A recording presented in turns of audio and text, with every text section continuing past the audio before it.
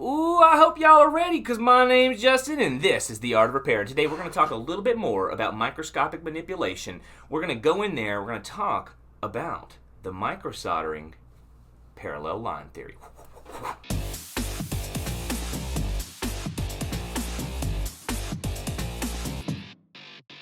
Alright, so what exactly is this whole parallel line thing you're talking about, Justin? Well, it's super simple.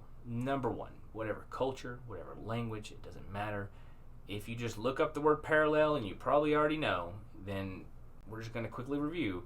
It is two lines that do not intersect, ever. Even if they do not stop. Even if they do stop, parallel, right? So we've got that out the way. No big deal. How does this apply to repair? How does this apply to microsoldering? How does this apply to anything that you do in a microscope where you're using tweezers and blades and all that kind of stuff? Well, it's really simple to see. First and foremost, everybody just look down here. You see I got this work mat and it's got this grid on it. It's got a bunch of parallel lines everywhere. Just another representation, a visual representation. You know what I mean?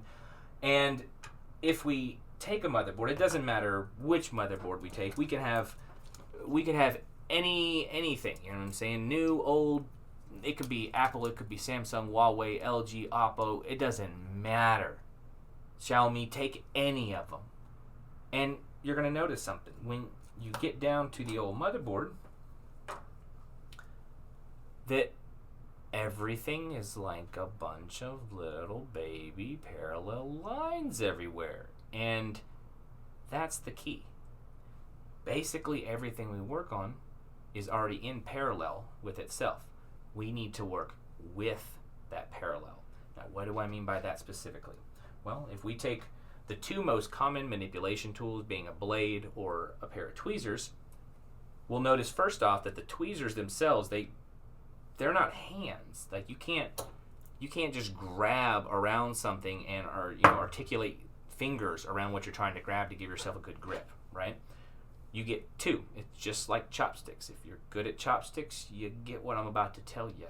But if you're not good at chopsticks and you only use tweezers, then here's the lesson. Both sides need to have the exact same force in the exact same spot on both sides of the parallel line.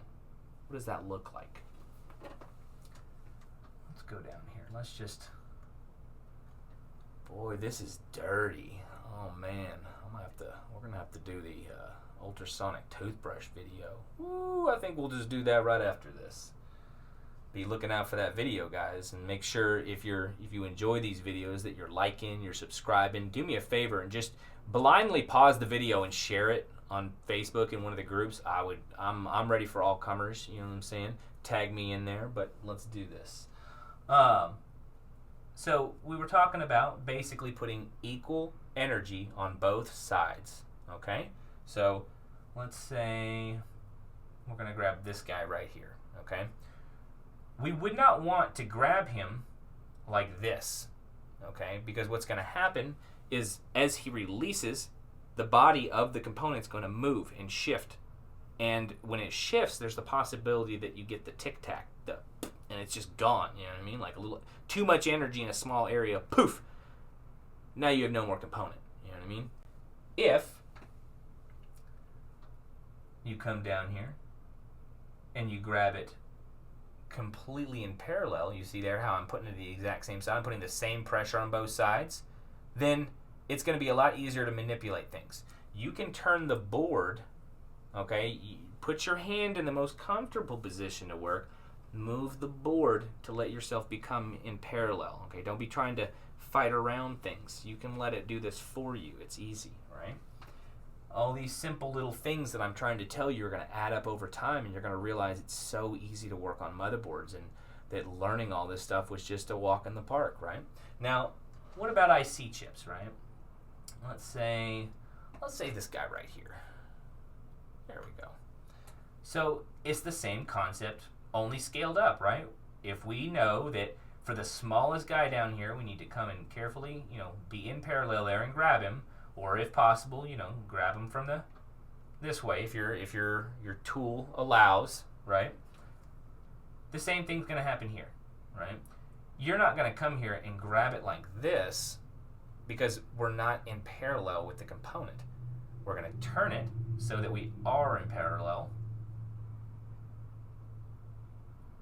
There we go. In fact, I don't know, just a small little tip here. Grabbing it directly in the center so that the pressure or the energy itself, especially if you're like harvesting, lifting something up, you know what I mean? You can spread out that energy throughout the entire component, right? But you're still applying that same force on both sides. Anyway, let's take a look at the other tool now, the blade. You're thinking, Justin, I see what you're up to here. I get what's going on. In fact, if you already know what's going on and you've already pretty much figured out this whole video, do me a favor, leave me a comment down below for all the people that are trying to figure out if this is a good video. Be like, hey guys, this is like legit, you know what I mean? And you know, you can leave a like and you can share it online. You can share it in one of your groups somewhere. It would make me really happy. But let's get back here. Let's talk about this. So let's flip this guy over and let's look around for a minute at some more parallel lines and see how it applies to our blade. So, well, it looks as though we have a situation up here, a big situation. We got to clean this out. We got to find the problem. We're theorying this whole thing up. We're scenarioing right now, right? And part of this whole situation about cleaning it up is making sure that we don't damage anything under any kind of coating we're working on, right? So we're going to go ahead and apply the parallel line theory. We're going to find the parallel, okay? The parallel here would be, I'm not the weatherman, not yet, maybe. You can, in the microscope, you can see slight dips, like little shadows. There's not enough fidelity for you to see what's going on here right now.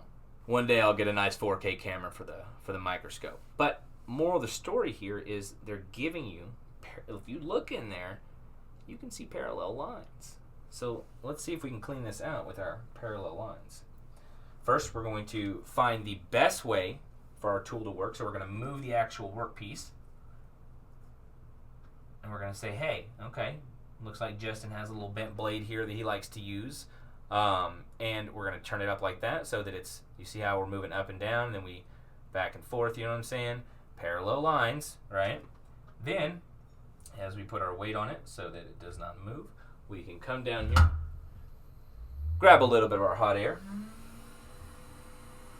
If you want to if you want to know what temperature I'm using, go back and watch my videos. I teach you I tell you exactly what I use, and I teach you how to find it. It's just go back and look. Microsoldering 101 and 102 playlists, okay? So here we go. We're going to go ahead and heat this up a little bit, warm it up. And if we follow the parallel line theory here, we're just going to carefully push down a little bit, and we're seeing that we're pushing directly in between through the components. We lift up, we go to the next one.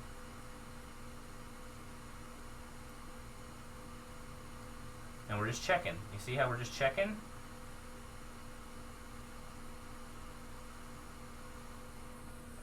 The deal is I'm taking context clues from the board with geometry. So I don't have to worry about what's under there. I know that if I'm gentle, as if I'm touching an old book, you know, we talked about that in the other video. You got to treat this stuff like you're you're touching a 600-year-old book. Super gentle. Get them hands down there. Gentle hands. You know what I mean? Go in there. Work with your parallel lines. Work on a board that you've never worked on before, just so you can kind of get it, you know, especially if you're brand new, you know what I'm saying? And I promise you, once you start doing it this way, you're not going to be able to unsee it. You know what I mean? Once you learn about parallel lines, they're everywhere. So anyway, I really hope you did learn something today in this video that you did not know yesterday. And you know what? Even if you did, I'm glad that you were here for the video and we went through this refresher with you.